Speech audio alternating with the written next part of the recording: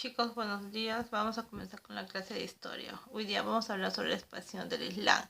Bueno, nosotros lo conocemos más que todo como los musulmanes, ¿no es cierto? Aquellos personajes que viven en una parte del África o de Asia, que usan turbante y que creen en un Dios, un solo Dios también, igual que nosotros, llamado Alá.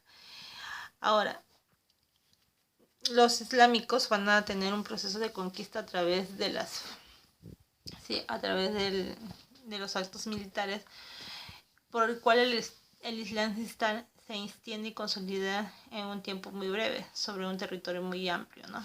No solamente se van a establecer en parte de Asia, de África, sino también en parte de Europa.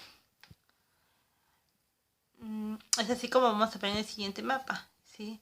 Ellos en los inicios, por ejemplo, acá en el mapa medio marroncito, ¿no? En unos inicios solamente tenían esta expansión, justamente cuando existía Mahoma o estaba vivo Mahoma. Mahoma es el fundador de la religión islámica. Y luego de su muerte vamos a ver que a través de los años va a ir desarrollándose y expandiéndose por mucho más territorio aledaños a ellos, ¿no? Por múltiples razones, que ahora las vamos a ver. Es así que tenemos, por ejemplo, aquí, sí, estados como por ejemplo Egipto, que van a subyugarse a los islámicos, Armenia, a Persia, ¿no es cierto? Y por aquí vamos a ver que no muy lejos están los estados reinos francos, ¿no? Que van a ser parte de Europa.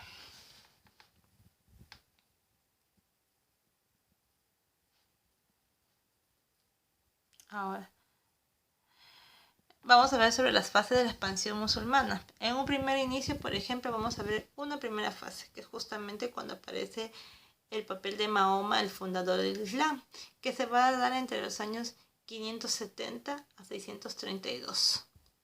Y la ciudad principal va a ser la ciudad de Jérica. Luego tenemos una segunda fase que va a ser llamada el Califato de Ortodoxo entre los años 632 a 661. Pero ¿quiénes eran los califas? Los califas eran los descendientes, parientes o amigos de quién? Del profeta Mahoma. Ellos van durante el Califato Ortodoxo vamos a ver que va a haber una rápida expansión del Islam por lugares como Arabia, Palestina, Siria, Mesopotamia y Egipto. Y además van a arrebatarle territorio a los al imperio bizantino que ya estaba en decadencia. Luego tenemos en una tercera fase al califato Omeya, que va a ser ubicado entre los años 651 a 750. Su capital va a ser Damasco. Su máxima expansión va a ser por Persia, Afganistán, Turquestán, norte de África y la península ibérica, muy cercana obviamente al continente europeo. Y la cuarta fase de expansión va a ser el califato Abbasi, que se va a dar entre los años 750 y 1258. Va a tener como capital la ciudad de Bagdad.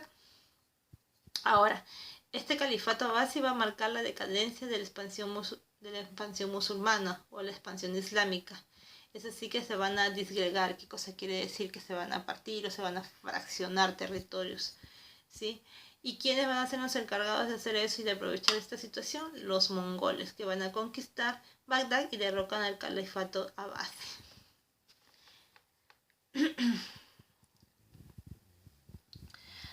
Causas de su expansión. Vamos a ver que entre las causas de la expansión islámica vamos a ver causas internas y causas externas. En las causas internas tenemos las religiosas, que va a ser las famosas guerras santas, ¿no? Que va a ser, por ejemplo, la guerra que van a establecer los musulmanes contra los cristianos o católicos. En económicas vamos a ver que van a buscar control de zonas estratégicas para el comercio. En la política va a haber una cosa principal va a ser la cohesión. Lo que pasa es que los gobiernos europeos estaban gobernando conjuntamente con la Iglesia Católica y ellos eran muy opresivos porque solamente querían que se siga la línea tal y cual como dictaba la Iglesia, como dictaban los reyes. Recuerden ustedes que era época de monarquías absolutistas también, ¿no? En las políticas y en las sociales, digamos, de alguna manera se practicaba la tolerancia con cristianos y judíos. Quiere decir que la religión islámica era muy tolerante con otras formas de pensamientos religiosos. En externas, por ejemplo, tenemos la debilidad de los conquistados. ¿Qué cosa quiere decir? Sobre todo los del Imperio Bizantino, que estaban en decadencia, no estaban en la posibilidad de afrontar una guerra en aquellos momentos. La falta de identidad religiosa, político-cultural. La gente como que estaba cansada y ya no se identificaba obviamente con la religión católica. Y la infravaloración, ¿sí? En Europa se difundió la idea de que los musulmanes eran personas muy peligrosas y se tenía cierto temor a su expansión y a enfrentarse con ellos. Bueno, sí, es que también son bastante radicales, ¿no? en sus decisiones, sobre todo por defender su religión. Es así que vamos a ver ahora que el Islam va a tener 5 pilares fundamentales. La profesión de fe, es decir, el amor a la religión sobre todas las cosas, incluso sobre la propia vida. El ritual del rezo, que es tan importante, ¿sí? Llamado el salak, quiere decir que toda persona musulmana tiene que rezar al día 3 veces, siempre mirando al oriente o mirando a la Meca. La entrega de limosnas, llamado el zakat, es importante que todos den una ayuda, eso demuestra solidaridad, ¿no? A las personas que menos tienen. La abstinencia durante el Ramadán, ¿qué cosa quiere decir? El ayuno impuesto durante la fiesta llamada Ramadán, que se va a llamar el Eswán. Y el peregrinaje a la Meca, o el Hajj. El peregrinaje a la Meca, ¿qué cosa quiere decir? Que toda persona musulmana tiene que ir por lo menos una vez en su vida a Tierra Santa, llamada la Meca, ¿no? Aquí tenemos, por ejemplo, representación de cada uno de los 5 pilares. Mahoma. ¿Quién es Mahoma, chicos? ¿Han escuchado alguna vez de Mahoma? Creo que muy pocas personas han escuchado sobre él. Se los voy a presentar. Él es Mahoma. ¿Y quién es? Es el fundador del Islam.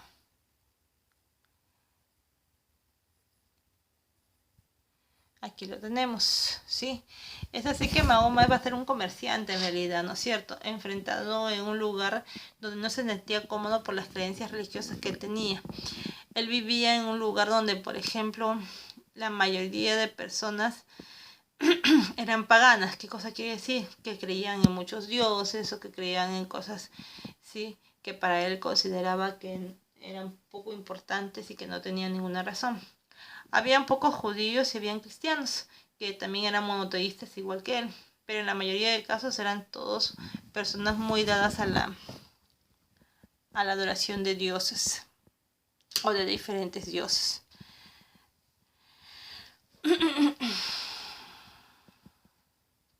Aspecto económico. En el aspecto económico vamos a ver que en la agricultura, por ejemplo, es muy escaso el desarrollo de la agricultura en Arabia debido a las condiciones geográficas que hay. Recuerden ustedes que Arabia está en un lugar desértico donde hay escasez de agua y por lo tanto esta escasez de agua hace que, por ejemplo, carezca de ciertos recursos naturales para el consumo humano. Entonces, como lo hicieron alguna vez nuestras culturas prehispánicas como los nazcas y los paracas, también van a poner en práctica técnicas de obtención y transporte de agua, que era lo más importante en aquella época, ¿no es cierto? Solamente tenían el gran río Nilo, que habían logrado tener acceso gracias a la conquista de Egipto. Pero recuerden ustedes que el clima, como les vuelvo a repetir, no favorece a esa zona. Difusión y cultivo de frutas y hortalizas es lo que lograron en aquella época, en agricultura. En ganadería van a tener ganados, ¿no? Como por ejemplo ovejas y cabras, la domesticación de dromedarios y caballos para transporte, ¿no? Los dromedarios son los camellos y el pastoreo nómade. ¿Qué cosa quiere decir pastoreo nómade? Quiere decir que van a ir de un lugar a otro buscando alimento para las ovejas y cabras.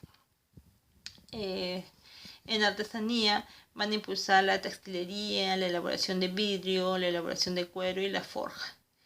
Todo esto controlado ¿por quién? Por el Estado. En el comercio va a ser un mercado urbano, zocos, como unas ferias que hay, ¿no? Las monedas van a ser el dinar, el dirham y el feluso, y las rutas caravanas marítimas y fluviales van a ser muy utilizadas. ¿Qué cosa quiere decir caravanas? Ya les he dicho que ellos eran como que nómades, no tenían un lugar estable para vivir o no les gustaba, en todo caso siempre estaban en movimiento. Y las caravanas eran como pequeñas ferias que iban viajando de un lugar a otro para colocar sus productos. Las conquistas de los árabes. Vamos a tener que cuando muere Mahoma, los árabes unificados en califatos van a lanzarse a la conquista de Europa y de Oriente Medio.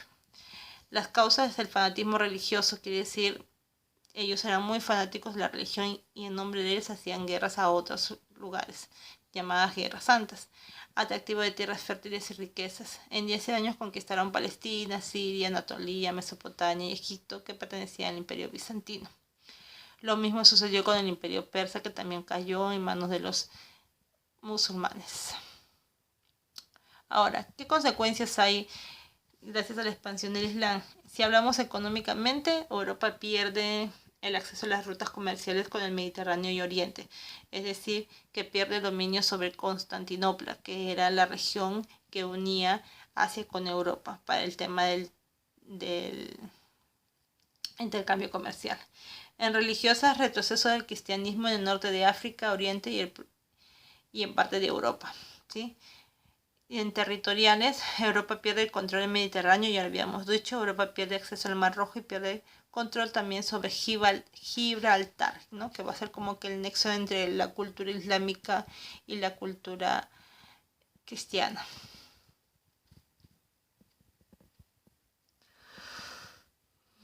Aportes. ¿Qué nos aportaron los musulmanes? Culturales, tradujeron textos en latín y griego y crearon bibliotecas públicas, ¿sí? Eso sí, digamos que eran muy feroces y muy radicales en sus acciones en cuanto a lo religioso, pero ellos respetaban y eran tolerantes y por lo tanto querían recuperar el conocimiento griego y por ende también el conocimiento del latín. Para eso se creó las obras, las bibliotecas públicas, para que la gente tenga acceso a las lecturas y a los conocimientos de los antiguos pobladores, ¿no? Sobre todo de la cultura griega. En medicina se hizo uso de la anestesia y los antibióticos por primera vez en la historia. Diagnóstico de enfermedades, ya ellos tenían la capacidad de diagnosticar enfermedades a través de síntomas específicos. Habían cirugías avanzadas, crearon escuelas de medicinas y hospitales. En química descubrieron los ácidos y el alcohol, desarrollaron la farmacología, ¿no? Como ciencia, ¿no? El estudio de que el uso de ciertos fármacos ayuda a aliviar las enfermedades y hallaron nuevos elementos químicos. Las artes incorporaron las fachadas multicolores, ¿qué cosa quiere decir? Una gran cantidad de colores, ¿no? Como los mosaicos, por ejemplo. Y también hicieron las inscripciones en paredes. Digamos que fueron los primeros que hicieron graffiti, ¿no? En la historia de la humanidad. Desarrollaron la arquitectura militar, la religiosa y la civil. Gracias chicos por su atención, eso es todo por ahí y nos vemos en la próxima clase.